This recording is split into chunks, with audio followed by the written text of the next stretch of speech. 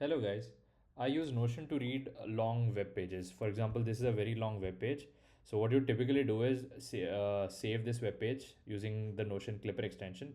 Then it would be saved on Notion, and you would start reading it. Sounds well. You could add comments, add to dos, whatever you want. Works looks good. But there's a problem with Notion. What happens is in this original web page, following this link, system design topic start here, this is an internal link. So if you click it, it will take you to that same page. No reloads happen, nothing happens, and it's very sleek. Fine.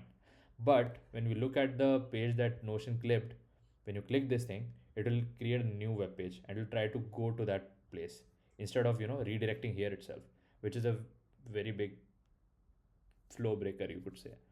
So I just wrote an extension that would handle internal links in such cloned pages also. Let me just enable that. Chrome extensions. Let's enable the extension. Let's reload. So the code is run. Okay. Let's see if it works. So this is the link. It should redirect internally, should not create a new web page. Let's click and it does. That's all there is to it. You just have to install the extension from the Chrome Web Store, and there's no config, there's no payment. This code is open source. You can just have a look at it, and yeah, that's it. Bye bye.